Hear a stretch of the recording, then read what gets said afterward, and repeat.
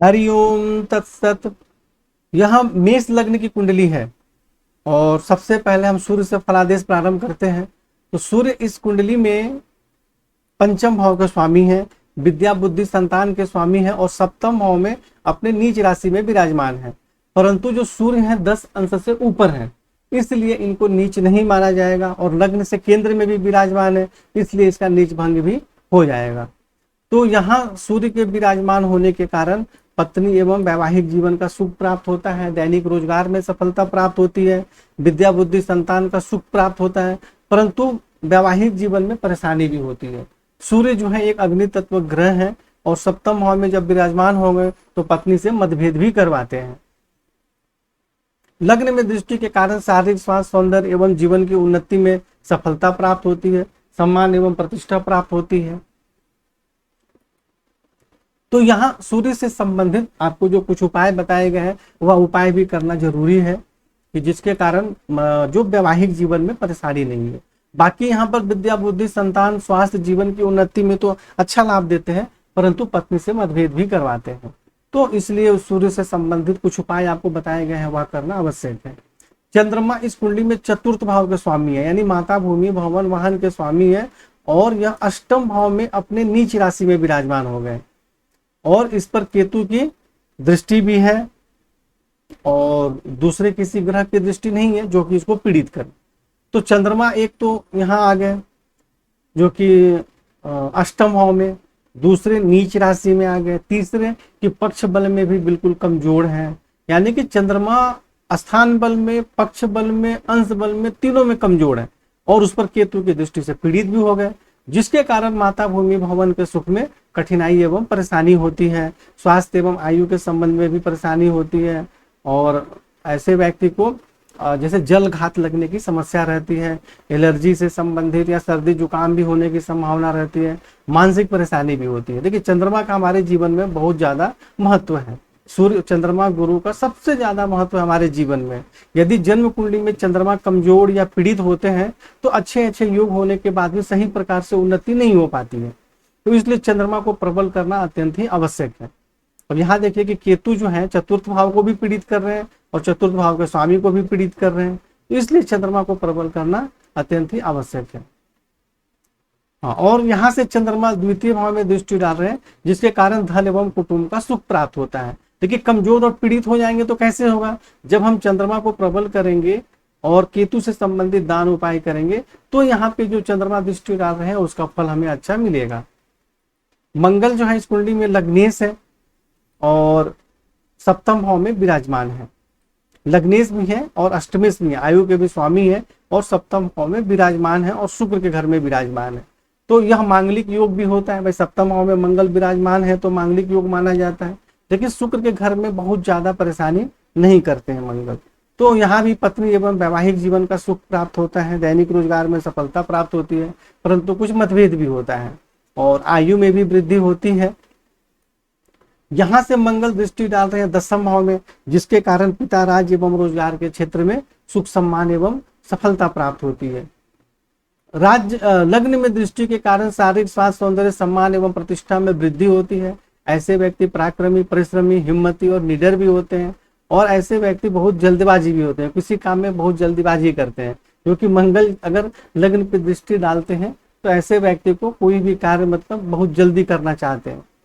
और द्वितीय भाव में दृष्टि के कारण धन एवं कुटुंब का सुख प्राप्त होता है, धन का संग्रह होता है, लेकिन यहाँ पे मंगल जो है सूर्य के साथ विराजमान है देखिए, और इसको अस्त भी माना जाएगा।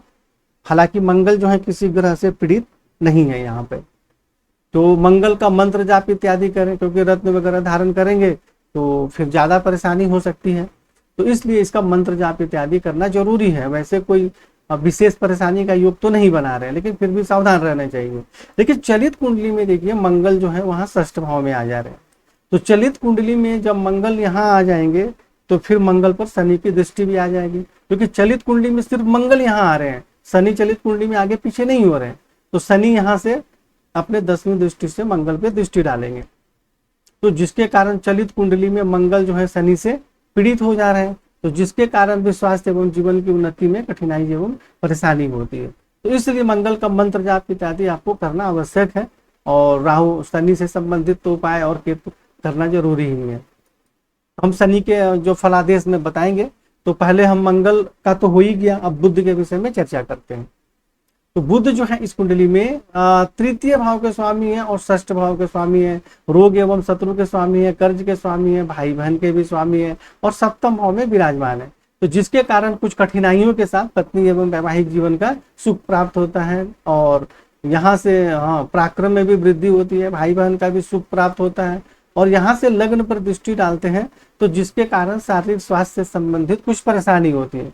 कुछ ऐसा बहुत बीमारी का योग नहीं होता है, लेकिन मंगल जो कि बुध जो कि षष्ठेश है, रोग के स्वामी है, इसलिए स्वास्थ्य से संबंधित कुछ सामान्य परेशानी भी होती है। परंतु चलित कुंडली में जो बुध है वह भी षष्ठ भाव में अपने ही घर में आ जा रहे हैं। तो जब षष्ठ भाव के स्वामी अपने ही घर में रहते हैं, तो ऐसे व्यक्ति के कोई शत्रु अपने ही होते हैं, परंतु शत्रु पक्ष पर प्रभाव भी रहता है, ननिहाल पक्ष से भी सहयोग प्राप्त होता है और भाई बहन का भी सुख प्राप्त होगा। तो बुद्ध से को प्रबल नहीं करना है, बुद्ध से संबंधित कुछ समान उपाय बताए गए हैं, वह आपको करना है। गुरु जो है इस कुंडली में नवम भाव के स्वामी है, भाग्य भाव के स्वामी है और द्वादश भाव के भी स्वामी है, विदेश के भी स्वामी है, खर्च के भी स्वामी है और तृतीय भाव में विराजमान है। तो यहाँ विराजमान होने के कारण पराक्रम में वृद्धि होती है, भाई बहन का सुख प्राप्त होता है और बाहरी स्थानों के संबंध से भी जीवन में सफलता एवं उन्नति प्राप्त होती है और सप्तम भाव में दृष्टि के कारण पत्नी एवं वैवाहिक जीवन का सुख प्राप्त होता है, दैनिक रोजगार में भी सफलता प्राप्त होती है और नवम भाव में स्व राशि में दृष्टि के कारण भाग्य की विशेष उन्नति होती है। आप धर्म का पालन भी करते हैं, उच्च शिक्षा भी प्राप्त होती है और साधना के क्षेत्र में भी ऐसे व्यक्ति की उन्नति होती है और एकादश भाव में दृष्टि के कारण आमदनी के क्षेत्र में सफलता प्राप्त होती है। शुक्र जो है इस कुंडली में सप्तम भाव के स्वामी है और द्वितीय भाव के भी स्वामी है, पत्नी एवं वैवाहिक जीवन के स्वामी है और धन और कुटुंब के स्वामी है और भाग्य स्थान में विराजमान है। तो जिसके कारण भाग्यशाली पत्नी प्राप्त होती है या विवाह के बाद भाग्योदय होता है, ऐसा भी मान सकते हैं और पत्नी एवं वैवाहिक जीवन का सुख प्राप्त होता है, दैनिक रोजगार में भी सफलता प्राप्त होती है और धन एवं कुटुंब का भी सुख प्राप्त होता है और यहाँ से तृतीय भाव में दृष्टि के कारण पराक्रम में वृद्धि होती है एवं भाई बहन का सुख प्राप्त होता है। परंतु शुक्र बिल्कुल कमजोर है, देखिए 0-1 अंश के हैं और चलित कुंडली में शुक्र आ जा रहे हैं अष्टम भाव में, तो जिसके कारण पत्नी एवं वैवाहिक जीवन के सुख में कठिनाई एवं परेशानियों का सामना करना पड़ता है। तो इसलिए शुक्र को प्रबल करना अत्यंत आवश्यक है, क्योंकि शुक्र धन के भी स्वामी है और पत्नी के भी स्वामी है, व्यवसाय के भी स्वामी है।